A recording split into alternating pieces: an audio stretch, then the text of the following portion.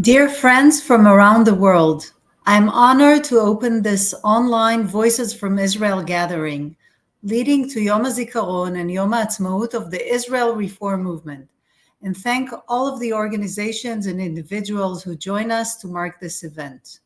Today, we mark the beginning of the month of Iyar. This month holds great complexity in the Israeli Jewish calendar, and this year, doubly so, the national days take on deeply personal meaning. In our small Israel, our hearts are broken again and again with each passing day without the hostages, and with every heartbreaking report of lives lost in the war in Gaza. While in past years there was a sense of pride and elation in transitioning from Memorial Day to Independence Day, this year the transition will be particularly difficult. In Israeli society, laughter and tears are intertwined. However, Jewish tradition teaches us that it is also right to create separations and distinctions, allowing each emotion its unique place. Many of our congregations cope with this challenge by holding havdalot, transition ceremonies and separation rituals designed to differentiate between the sorrow of Memorial Day and the joy of Independence Day. In these days, it is important that we find a way to navigate through these days together as a community. Together we will remember. Together we will differentiate between sorrow and joy, and together we will celebrate. This year, the Havdalot held by IMPJ congregations across the country will echo the Havdalot that the movement's rabbis have been leading every Saturday evening at Hosted Square in Tel Aviv and in Jerusalem prior to the weekly rally advocating for the release of the hostages. In our Havdalah ceremonies, marking the transition between memory and independence, we frequently sing the song by the poet Amir Gilboa, Zichrono Livracha. Suddenly, a person wakes up in the morning, they feel they are a nation and begin to walk, and they see that the spring has returned and the tree is turning green since last fall's tree shedding. Exactly a year ago, when we protested together alongside hundreds of thousands of Israelis for democracy, this wonderful song was played in the streets. This year, despite the seeming absence of spring on our land, there is room to sing this song with even greater fervor. To celebrate the upcoming Independence Day of our people, not only the Israelis sitting in Zion, but Am Israel in its entirety, who rose all over the world on October 7th and mobilized for the sake of the recovery of Israeli society and the State of Israel. The song concludes with a sentence, and to all they meet on their way, they call out Shalom. Despite the war we are experiencing, we will not cease to love peace and pursue it, day by day, hour by hour. I am honored to invite Rabbi Yair Tobias, the rabbi of the Yama congregation in the Kinneret region, to lead us in prayer, followed by musician Daphna Rosenberg.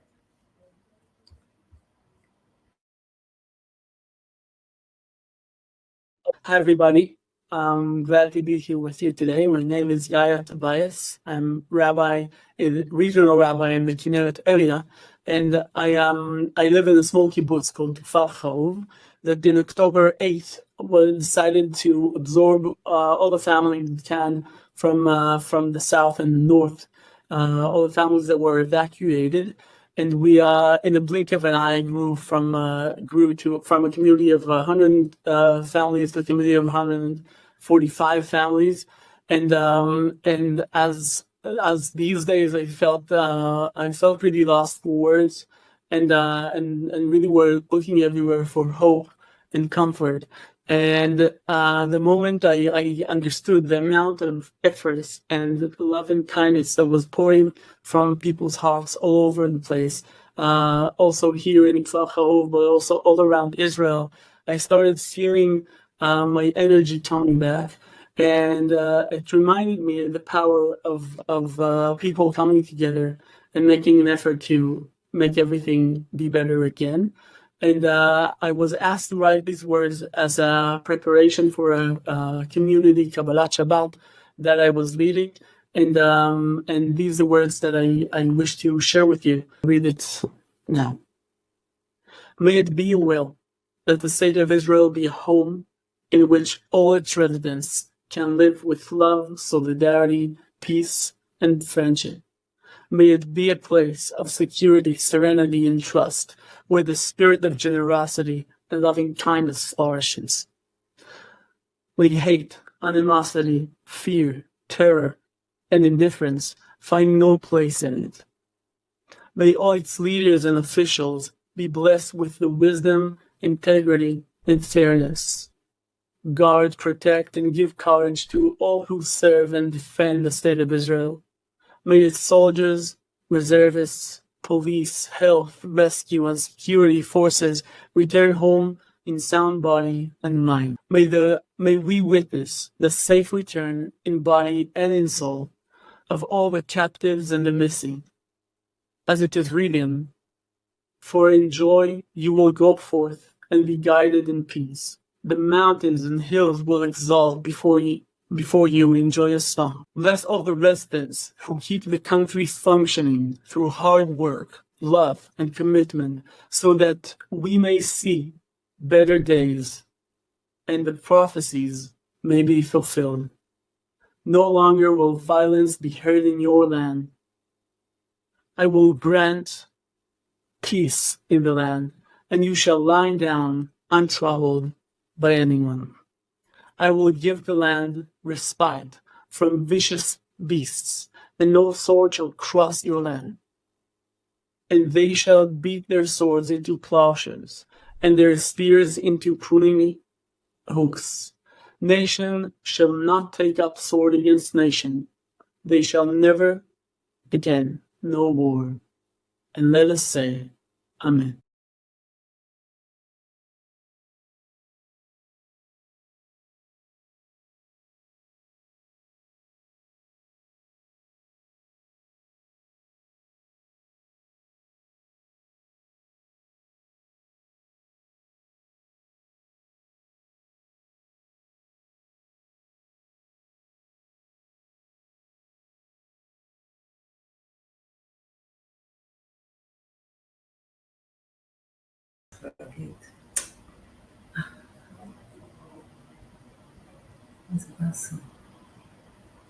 זו דפנה?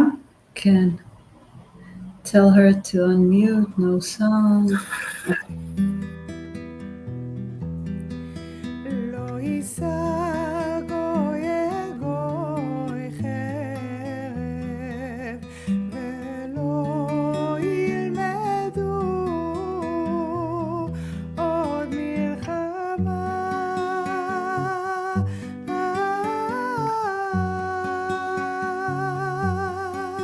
לכו ונלכה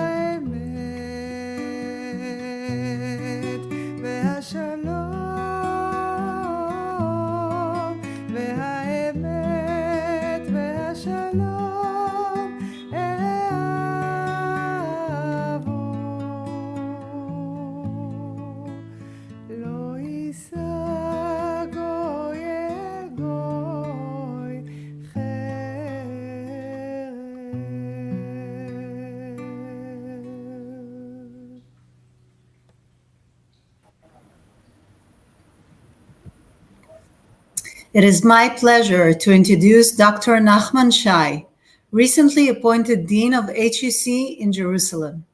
Dr. Shai has held many interesting and significant positions, among them Israel's Minister of Diaspora Affairs and the IDF spokesperson during the Gulf War.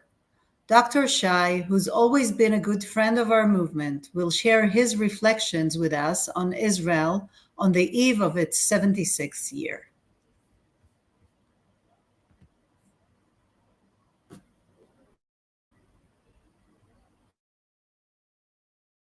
Good evening, dear friends around the globe. As an Israeli, I'm very much excited about the upcoming two important days, maybe the most important days in our Israeli calendar. These are the Memorial Day for the fallen soldiers and victims of terror and the Day of Independence. They are linked to each other. In 48 hours, we move from mourning to joy, from the birth of the state of Israel to the very existence now. We do have to celebrate. I'm telling you right away, we do have to celebrate. But at the same time, especially this year, we have many questions, many doubts, many hesitations, where we are, what we are doing. And honestly, between us at this stage, and I'm old enough to remember almost all Israelis' Day of Independence, I have more questions than answers. And I think we should all share it between us because we are friends, we are one family. October 7th changed Israel and will continue to change Israel. And right now, I would say the Jewish people for many years to come. This is a day that generations ahead of us will look what happened on October 7th. Not only what happened in the Gaza envelope, that's part of it, but what happened to Israel, what happened to Jewish people, what went wrong, how happened that 80 years after the Holocaust, 1,200 Jews were murdered, mutilated, raped, burned alive. Where? In Israel, the safe haven of the Jewish people, which was actually established to give a safe place for the Jewish people. But yet, don't forget, we do have a state, we do have, I believe, a very strong military, the Israeli Defense Forces, and we do have a strong country that can overcome the war. But yet, I would say we need to explain to ourselves what happened and how to change it and how to get better. The story of Israel is unique. Our success is unbelievable, but it's only a message what we can do and what we should do in our state. A lot has changed also in what we call the diaspora in the Jewish world. The rise of anti-Semitism for us Israelis is also a very strong message, not only to you. As an Israeli, I feel responsibility for you like to any other Jew, both in Israel and out of the country. That's how you feel when you are a member of a family. It's not all about us, as we sometimes tend to say in Israel. It's about all of us. And when there is a rise of anti-Semitism, and when Jews are not safe wherever they are on the globe, it's our challenge, not less than yours. Again, because we are one family. And let me tell you, where we are now, we need to look backward to the foundations of the state of Israel. That will give us some of understanding how it started, why it started. And you know what I do in days like that? Some people look at the Bible, some people pray. I do both. But also, I read the Declaration of Independence. I read the Declaration because this is the most important document in the history of Israel. Drafted by few people, altogether signed by 36 of them in 1948. And let me read from there what it says. It says, Israel will be based on freedom, justice, and peace as envisaged by the prophets of Israel. It will ensure complete equality of social and political rights to all its inhabitants, irrespective of religion, race, or sex. It will guarantee freedom of religious constraints, language, education, and culture. It will safeguard the holy places for all religions. So much has been said, so much has been done through our history. But when I look backward, what I see is the Declaration of Independence that was, is, and will always be the torch that we will go and follow and make it the major message of the State of Israel. Equality for all people, peace, social justice. These are the things, these are the values of the reform movements around the world, in Israel, of course, and those are the values that we should adhere to and make a promise that next year and the year after we'll do our best to accomplish them. So I would like to conclude my remarks by wishing all of you Yom Ha'atzmaut Sameach. We'll go through those 48 hours with a lot of tears, some of them because of the mourning, some of them because of our great joy. And please remember again, one family, one people. Shalom Lachem.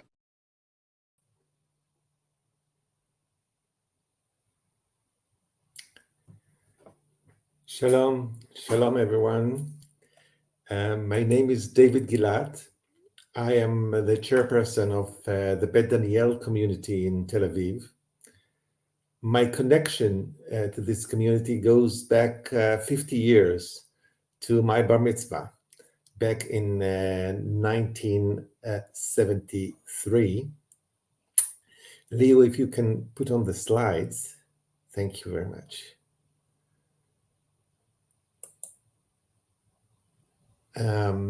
My family lost my elder brother, Danny, in the Yom Kippur War on October 6, 1973. He was missing and is considered until today a soldier whose burial place is unknown. I will share with you a little bit of what Danny was, a 19-year-old young guy, very handsome. It's very difficult to describe a whole life in 1 minute, but you can see I chose some pictures showing Danny was born in New York, but he grew up in Tel Aviv, and he loved music, travels, cars, sports, and he loved life. I can share with you something when he was during his time in the desert, in Sinai Desert. He wrote a letter to his girlfriend saying, "They teach us to shoot at cartoon targets, but one day I will have to fire at a soldier like me, who also likes music, cars, and has dreams and wishes to travel, study, raise a family, and enjoy life. Do not get me wrong, I'm fully motivated to fight for our country. But it is a pity that the elders did not manage to do better for our generation." And with these two words, I can give you a little bit of the way of thinking and what this young guy of 19-year-old, what he was and what dreams he had. When my younger son, and this is a very moving for me today, this is my younger son, and when he was bar mitzvahed, we contributed a Torah scroll to Beit Daniel, and because it was actually in my bar mitzvah, September 73, this is the last time Danny stood with reading the Torah, and so it was like closing a cycle when Noam was the first one to read his portion from this Torah scroll, Etz Chaim Lamachzikim Ba. and it's very special for me today because today Noam was drafted. He went to the army today. We were in the chambers of the drafting place, and near Tel Aviv. So it happened today. So we are still we continue, and in this connection, I want to end with a few words, because last year we fought for the identity of the country, to ensure that the loss of our loved ones was not in vain. Similarly to 1973, also this year, the feeling is that we are fighting for the very existence of the State of Israel. But this time, the disaster was worse. The sirens that woke us up on the morning of Simchat Torah on October 7, 2023 seemed to pull us out of the bubble of a dream into a reality of a nightmare. And if there is any consolation these days, it is the fact that in the moment of truth, we rediscovered our worn-out vitality as a people. We saw reservists from different groups in the population fighting shoulder to shoulder with supreme bravery out of a sense of devotion and mutual guarantee, responsibility, and camaraderie. The soldiers who gave their lives in this war understood that the existence of the country was in danger and that it was their duty, that it was their responsibility to bring the kidnapped home. The unity of the fighters and the citizens revealed to those who were already gripped by despair that the wheat can grow again in our hearts. Thank you.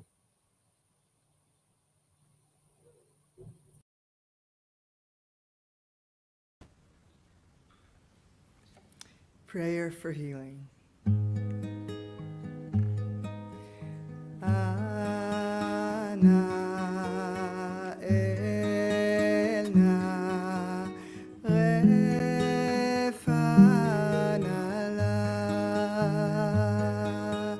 ana elna refana la ana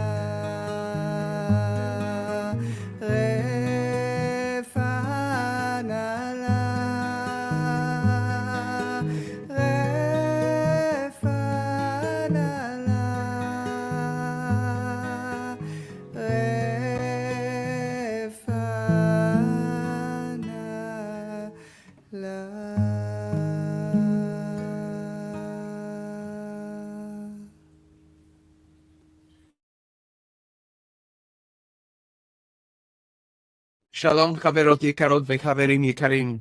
My name is Rabbi David Maxa, and I serve as an executive board member of the World Union for Progressive Judaism.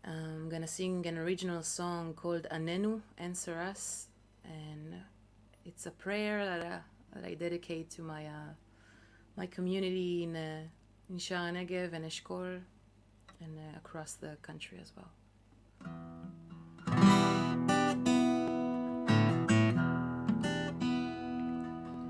One more cloud before the sun shines, one more wave to crash to shore, one more breeze between the leaves rhymes.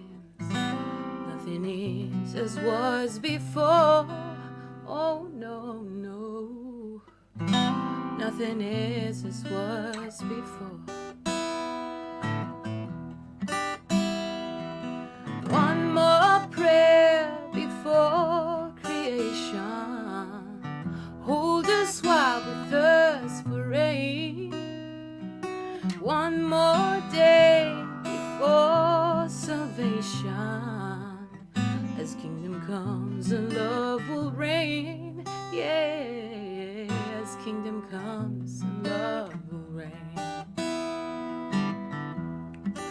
Don't let us burn alone.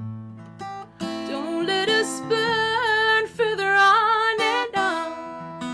See our bodies, minds and souls. Don't let us burn alone.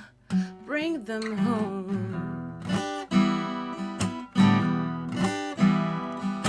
One more cloud before the sun shines. One more wave to crash to shore. One more breeze between the leaves rhymes. Nothing is as was before. Oh no, no, nothing is as was before. One more prayer before creation. Hold us while we thirst for rain. One more day before salvation. As kingdom comes and love will reign. Oh wait, as kingdom comes and love will reign. Don't let us burn alone. Don't let us burn further on and on. See our bodies, minds and souls. Don't let us burn alone. One more prayer before creation. Hold us while we thirst for rain. For one more day before salvation. As kingdom comes, love will reign. As kingdom comes, love will reign. Oh, as kingdom comes and love will reign. Don't let us burn alone. Don't let us burn further on and on. See our bodies, minds and souls. Don't let us burn alone. Bring them home.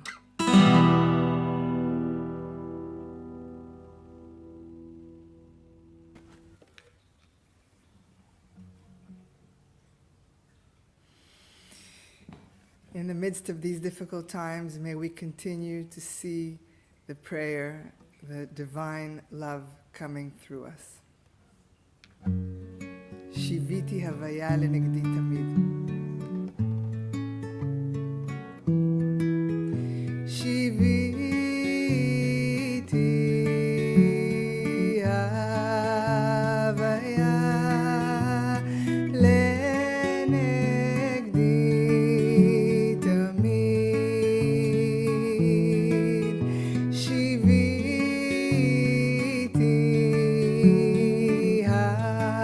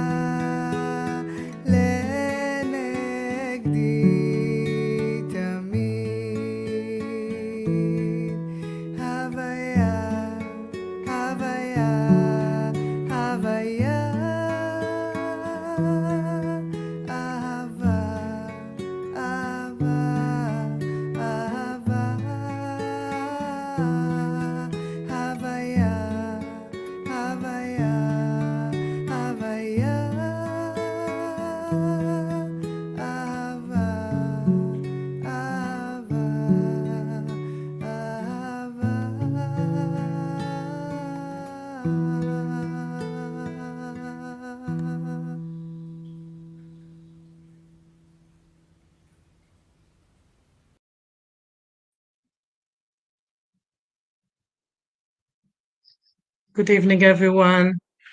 I'm Yael. I'm the rabbi, the regional rabbi of Sha'ar HaNegev Regional Council. A bereaved rabbi for the last 7 months. And if there's one thing I learned from the 7th of October's events and after, is that I really can't tell my congregants that they have to rejoice. And I can't tell them what to feel. And what I really need to do is to listen to their feelings and to understand where they're at. And so I'm going to share with you a little bit about their feelings on these really, really hard days. So what you see here on the left, you see a picture from the last very joyful event we had in Sha'ar HaNegev. It was in October 3rd, Chol HaMoed Sukkot. We had a late bar mitzvah for seniors from all of the region. And you can see us standing outside after the Aliyah LaTorah of those seniors 80 years old and over, rejoicing, not knowing what's coming. And on the right, you can see the remains of a destroyed sukkah from Kibbutz Be'eri. And it says on the bottom, Pesach Nigmar, we're all still in Sukkot. So Pesach is over, we are all still in Sukkot. And this is what I hear from my people, from my congregants, people who live in those kibbutzim and communities on the border with Gaza. And every holiday that came since then and until now, if it was Hanukkah, Tu B'Shvat, Purim, Pesach, they say, how come it's Pesach? How come it's Purim? We are still in Simchat Torah. We are still in Sukkot. And that's the main thing that I understand. And it comes to some extreme when somebody wrote in one of the WhatsApp groups, let's cancel all of the Jewish holidays this year and declare it a mourning year. And so my congregants are really sensitive to the feeling that some, for some Israelis may be business as usual and we continue with our routine, but it's very, very hard for them because they're in grief, not only for over 80 members of the community that we lost, but also I think they're in grief about their hopes that once maybe they held, about being proud of the state, trusting the state and the leaders, and even at the very feeling of belonging to the people, to the tradition, because they feel so much disappointment for everything that happened. And so the grief is very, very wide. The one thing that I think is very relevant is Davka, the Sfirat HaOmer, counting the Omer. Somehow this Jewish idea of counting time is unfortunately very, very relevant for everyone in Israel today, or at least, I don't know for everyone, but for many people. And so with your permission, I would like to recite it. What we do lately is that we do the traditional Sfirat HaOmer, the 50 days between Pesach and Shavuot, and then we continue to counting the days of the war and of the captivity that marks the days that we're waiting for the hostages to come back. So again, with your permission, הנני מוכנה ומזומנה לקיים מצוות עשה של ספירת העומר, כמו שכתוב בתורה, וספרתם לכם ממחרת השבת, מיום אביאכם את עומר התנופה, 7 שבתות תמימות תהיינה. ברוך אתה אדוני אלוהינו מלך העולם, אשר קידשנו במצוותיו וציוונו על ספירת העומר. היום 17 יום, שהם 2 שבועות ו3 ימים לעומר. Today is 260 days of war and captivity that are 5,184 hours and 311,040 minutes of war and captivity. And so, as I told you, people are saying, let's cancel Yom Ha'atzmaut. Let's ignore it. Let's not celebrate it at all. Not even celebrate with tears. Not even like deeply reflect about the meaning of the day. Nothing. Let's do nothing.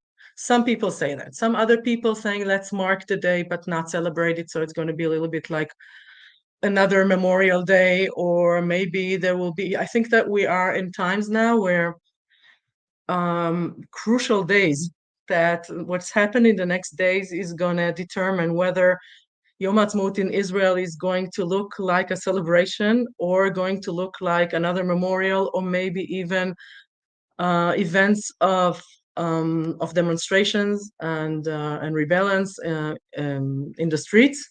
And so we'll see about that. What I can suggest, I'm going to suggest a few ideas that I think that are not going to be new for you, and I'm going to go fast over it. But first of all, if we treat Independence Day as the birthday of the state, then what do our traditions say about birthday? Not much, because our tradition treats birthday as a Gentiles thing to do and not a Jewish thing to do. But I did find a few texts that are saying, yeah, if you're already doing that, let's use it as a day of soul searching, repentance, look into our deeds, and correct what we need for the next year.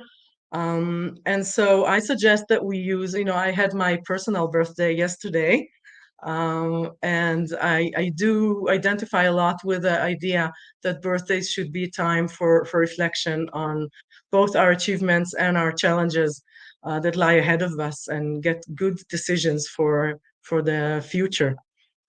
But I want to say to you, and I want to share with you my feeling that you can't really do repentance and a soul searching if you don't acknowledge the realities. And so I think that the realities in Israel now, everybody should know, everybody knows, they are really, really severe. And we have a government that refuses to take responsibility for the disaster of October 7th. We have all these slogans about complete victory, while many failures are piling up. And of course, the main failure is about releasing all these hostages that are still not released. But I want to tell you that I think the worst thing that is happening in Israel now is that we have leaders that refuse to present any vision for the future of Israel, besides an endless war and endless hatred and revenge. And I feel that once it was clear to everyone that war is a bad thing, and we should aim to end the wars as soon as we can. And I don't feel that that's what our leaders are telling us now. I feel that almost war has become almost this sacred thing for some people, and it's a terrible thing to feel as an Israeli.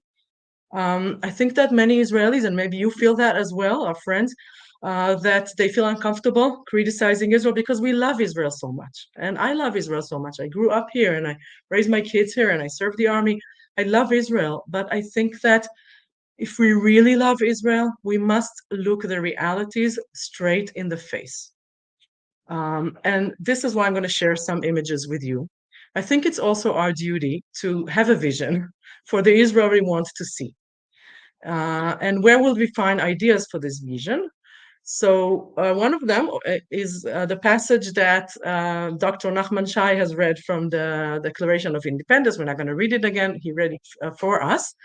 And I just want to remind a few lines after this paragraph.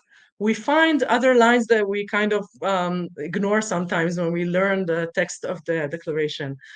It says in Hebrew, "Anu korim la'umot ha'muchadot לתת יד לעם היהודי בבניית מדינתו ולקבל את מדינת ישראל לתוך משפחת העמים." So we appeal to the United Nations to assist the Jewish people in their building up their state, and to receive the state of Israel into, it says here, the Committee of Nations. That's the official translation. I think, this is why I put the picture of the book. I think a better translation would be Mishpachat Ha'amim, is family of men, like this very famous photography exhibition that was in New York in the 50s after the Second World War, talking about our universal humanity. And so are we a part of the family of man right now? Was Israel accepted through the family of man? What do we have to do to be accepted into the Committee of Nations or Family of Men? I think this is a question we need to be asking. And by the way, when Rabbi Dr. Nachman Shai read the paragraph, it says that those values that Israel will be based on are based on the visions of the prophets of Israel. And so what are the visions of the prophets of Israel that it should be based on? And I want to bring you one vision that sometimes also we tend to forget, because this is the official symbol of Israel. It's in every classroom, in every government building. You see this symbol. And if I ask you, where is it taken from and what does it mean? Some Israelis, I'm not sure they're going to know what it means. Some of us maybe forgot what it means. And so I think one teaching we can use for Yom HaAtzmaut is to learn again the source for this symbol. And the source is from the prophet Zechariah, that I'm sorry about that, that the angel is showing in this vision. So the symbol of Israel is a vision that the prophet Zechariah saw. And even Zechariah didn't understand what it means. And so when he sees that, he asked the angel asked me, what do you see? And I answered, I see a lampstand all of gold, and the lamp on it, 7 in numbers. And by it are 2 olive branches, one on the right and one on the left. And then Zechariah doesn't understand, what does that mean? And so I asked the angel who talked to me, what do those things mean, my Lord? And he explained it to me as follows. Not by excuse me, I can't see. Well, not by might and not by power, but my spirit, said God of hosts. And so this is what the symbol of Israel means, right? If it's taken from this vision, whenever we look at this symbol, we need to think about not using all the might and all the power we have, rather, developing our spirit and giving a lot of room for our spirit. And now I'm going to show you what we actually do, because one of the most known symbols of the celebrations, the traditional celebrations of the Day of Independence in Israel, is a flyover of fighter aircrafts that demonstrate how they fly, and they have all these forms that they fly. It flies all over the shores of Israel. People go out and they wave to them and they look at them, and it's very impressive. Many years, I remember that as a child, how we were excited from this flyover. I want to tell you that the residents of Sha'ar HaNegев, the Gaza border community, is now, cynically laughing about it, say, we don't need a demonstration. We have it for real. We have all these fighter aircrafts above our heads all day and all night long. And the thing that bothers me here is that it seems like we are really good in showing our military power. But I'm afraid, and I'm saying it with a lot of love to Israel and a lot of worries, that spiritually and morally and maybe ethically, we are not in a good place now. We are weaker. So we are waving our power, but we feel weak. I think some of us feel weak. And this is why I think we're losing some of the young generation. It's not because they are disconnected from their Jewish values. I think they're telling us, and demanding us to live by our Jewish values, which we just read about. And since we marked Yom HaShoah, the Holocaust Day, we are still in the week of the Holocaust Day. I want to share a few things that has to do with that. Well, what are Jewish values? Okay, so you see here a sign saying the words "Le'olam lo od ze achshav." So it's a demonstration, of course, for the bringing back the hostages, and it says "Never again is now." Okay, and of course, it touches all of our hearts, since we really want those hostages back. But again, I'm bothered with the fact that "never again is now" is used by most Israelis just for us, just for Jews. And I'm going to read to you something that I read many years ago. It's an article by a Holocaust survivor in the name of Yehuda Elkanah. I don't know if you know it. It was very famous in Israel, and it was published in Haaretz in 1988. And he says, 2 nations, metaphorically speaking, emerges from the ashes of Auschwitz. A minority who assert this must never happen again. And a frightened and haunted majority who asserts this must never again to us again. And this is a question I'm sharing with you. Where are we right now as a Jewish people? Are we never again to us, never again to all humanity? And I want to share with you this unbelievable photograph of a Holocaust survivor who decided at this Memorial Holocaust Day to stand in front of the entrance of the Yad Vashem Museum for the Holocaust Memory with this sign saying, if we lose our compassion for the other, we have lost our humanity. I think this is amazing. I think that this is a voice that is not heard enough in Israel. And then I want to read with you 2 very short paragraphs of 2 Dutch women who actually lived one street from one each other. It's Anna Frank and Etty Hilsum. That also amazing to see, although they experienced the most horrible situation, how full of humanity, love, compassion, and hope they had. So Anna Frank wrote in her diary, "It's a wonder I haven't abandoned all my ideals. They seem so absurd and impractical. Yet I cling to them because I still believe, despite of everything, that people are truly good at heart. I simply can't build up my hopes on a foundation consisting of confusion, misery, and death. I see the world gradually being turned into wilderness. I hear the ever-approaching thunder, which will destroy us too. I can feel the suffering of millions, and yet, if I look up into the heavens, I think that it will all come right, and this cruelty will end, and peace and tranquility will return." And Etty Hilsum, a little older than Anna Frank, but again, a Dutch woman who was murdered in Auschwitz, but had 2 years. She wrote her diaries between 1941 and 1943. And it's a fascinating text, a very long text. I only brought you a few of it. She writes, "I find life beautiful and I feel free. The sky within me is as wide as the one stretching above my head. I believe in God and I believe in men, and I say so without embarrassment. One day we shall be building a whole new world. Against every new outrage and every fresh horror, we shall put up one more piece of love and goodness, drawing strength from within ourselves. We may suffer, but we must not succumb." And so with this, I think, again, looking at the realities in Israel, so having these words of these amazing women in the back of our heads, I want to share with you, again, some of the realities that I think we should all know and look straight in the eye. And this is just one example. I could bring about hundreds of these, but just one example of April 25th, it was Chol Moed Pesach. It was very, very hot outside.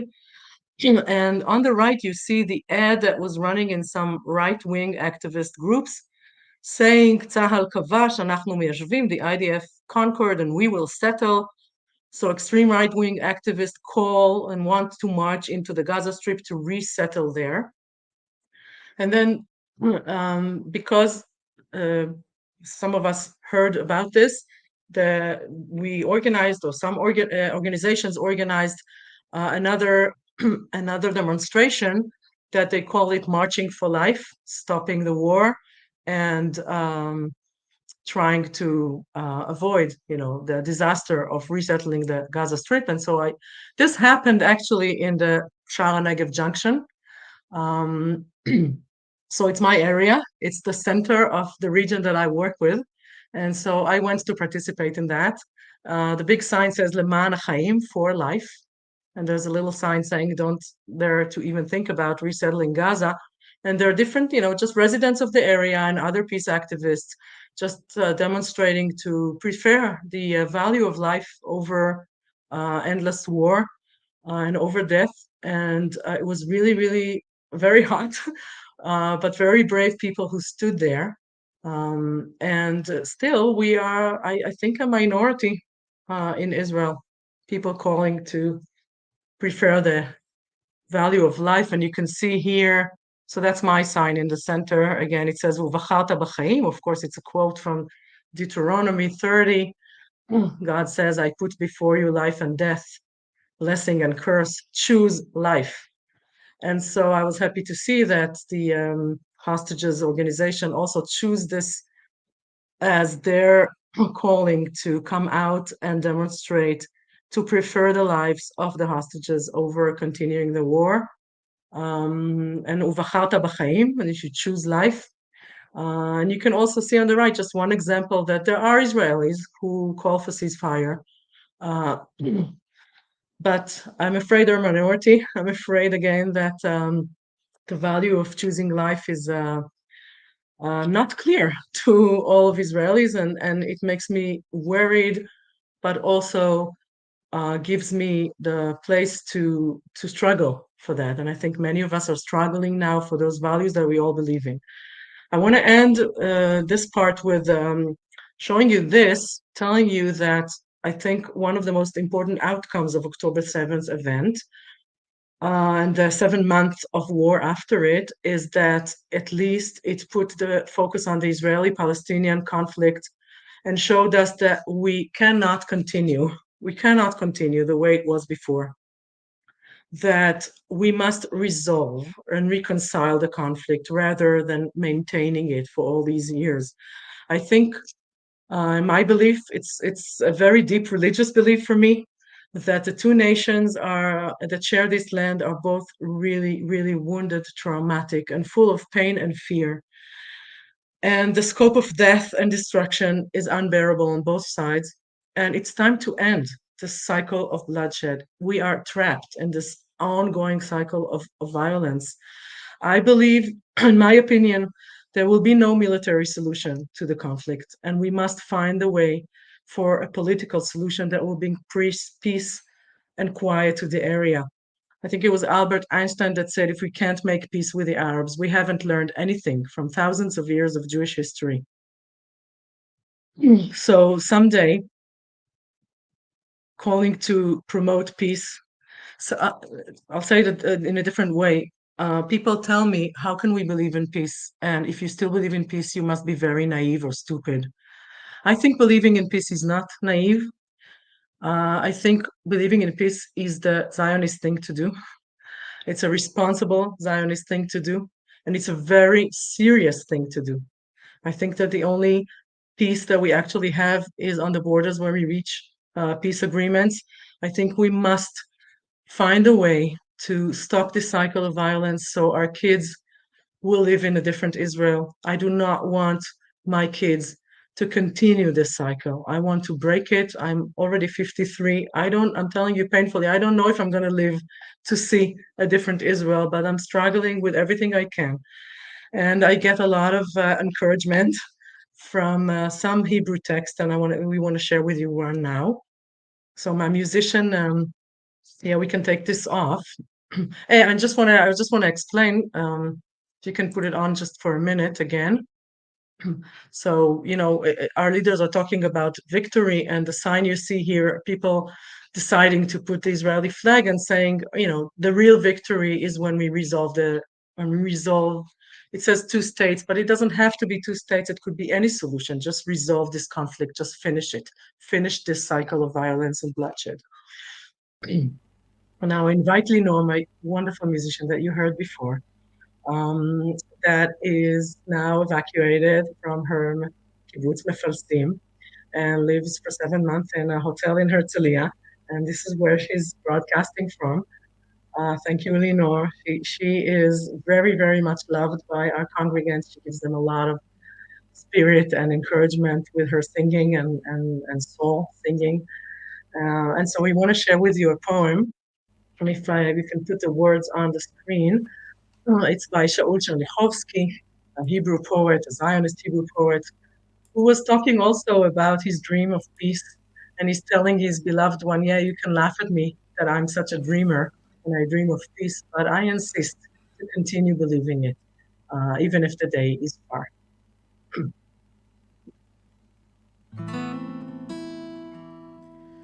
שחקי שחקי על החלומות, זו אני החולם שחקי כי באדם מאמין, כי עודני מאמין בך.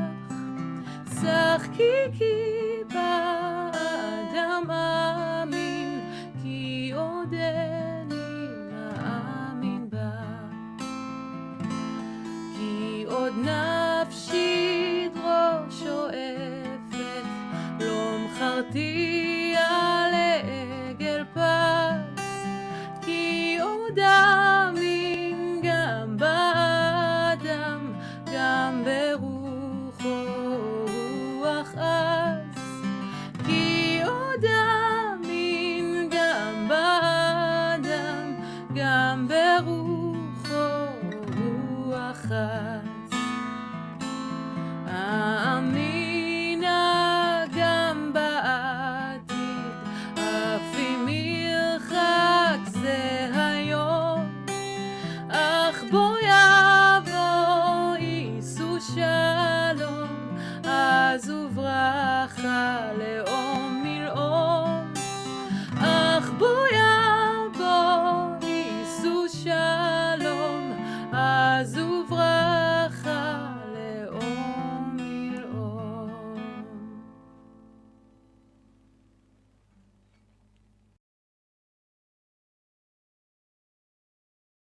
The text, but I think that we don't have time for me to share the whole thing.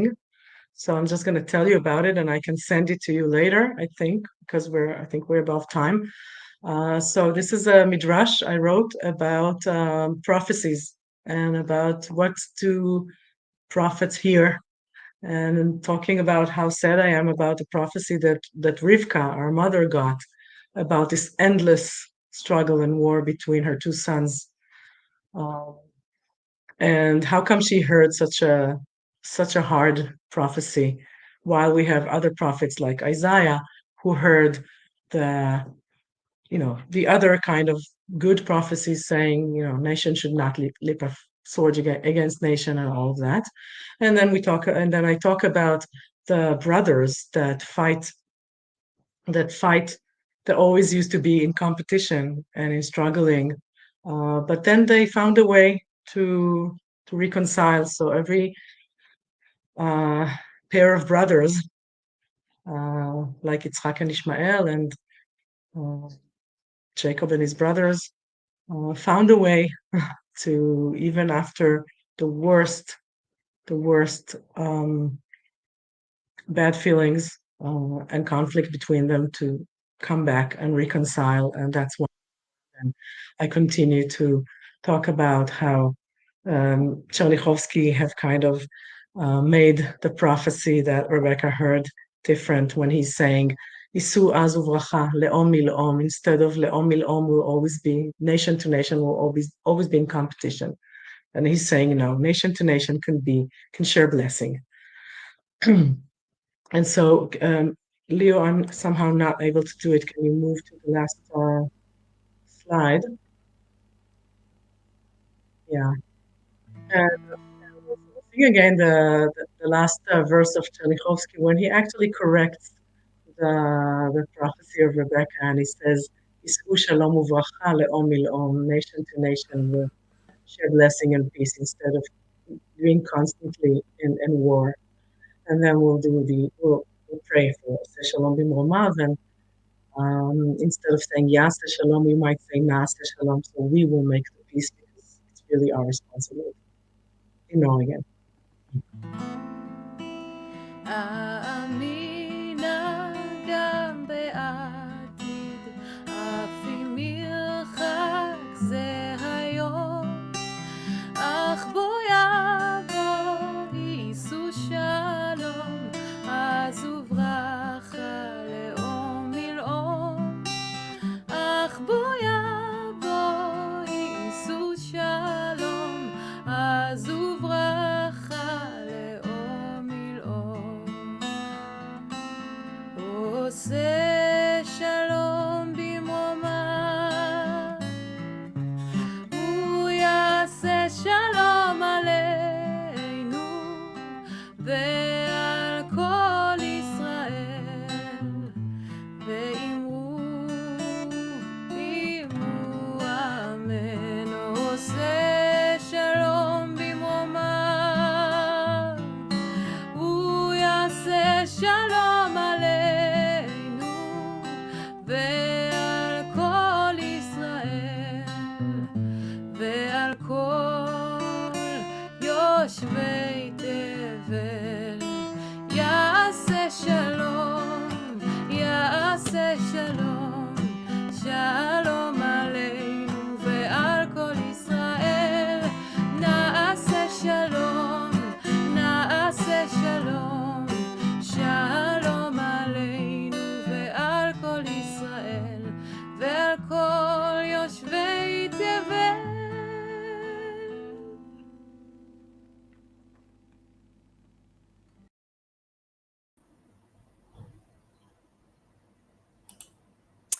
Thank you, Yael, for your inspiring and moving words. To conclude this special event, a few words about the Israel Religious Action Center.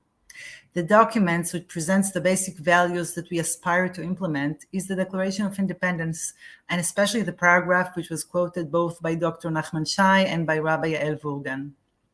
We at IRAC have been working for many years to implement the values of equality and freedom. We promote freedom of religion. Just today I was at the Kotel for Rosh Chodesh Iyar. We fight exclusion of women on buses and in cemeteries. We oppose racism and demand equal rights for the Palestinian citizens of Israel. We protect LGBTQ rights. We recently abolished the discrimination that prevented gay couples from adopting kids in Israel. And we assist new immigrants. The past 16 months have been the most challenging we have ever experienced. First, facing an extremist government that opposes our values and taking part in the unprecedented pro-democracy protest, and then facing the atrocities of Hamas and the ensuing war with so much pain and suffering all around us. But amid the darkness, there is hope. Last year, we saw the amazing awakening of the Israeli liberal public standing up for democracy and human rights. Since October 7th, we saw the strength of Israeli civil society that lent a hand to all those in need, hostage families, bereaved families, people who were evacuated from their homes, and those who were wounded in body or in soul. We also witnessed the incredible support and solidarity of the Jewish world. The sense of Jewish peoplehood is stronger now than ever. We just heard Lenore singing so beautifully the song of Shaul Chernichovsky, Sachki, Sachki, I believe, for I still believe in humankind, in its spirit, strong and bold. Following the day commemorating the Holocaust and as Memorial Day for fallen soldiers and victims of terror and Yom Ha'atzmaut approaches, we must again, as Rabbi Yael Vurgan said, we must again stress our commitment to the values of humanity for all, to a better future where both Israelis and Palestinians deserve a life of safety, dignity, and prosperity. עוד לא אבדה תקוותנו. Our hope is not yet lost. Together with all of you, we will continue to make sure Israel will be the homeland of all Jews and a state which all citizens are entitled to equal rights in, without discrimination on the basis of religion, race, or gender. I want to end with the powerful words that Rabbi Oded Mazor wrote. In the days when each hour collides with the next, we have no choice but to cry and to laugh with the same eyes, to mourn and to dance at the same time. And the long arc of history is compressed into one day and 1 hour. We ask for strength to contain the intensity of our bursting hearts, to rejoice with those who will be able to embrace today, to unfold all of those leaning into their longing, souls trembling, to hold on to hope without letting go, and to leave some quiet space for a silent scream. Please grant us the room to shatter into pieces and the spirit to be rebuilt anew. Thank you all, and good night from Israel.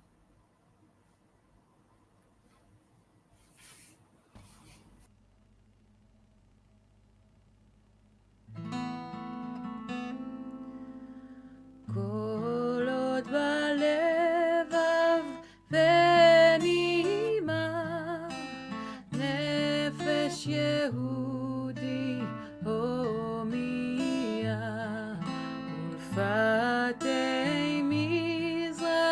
God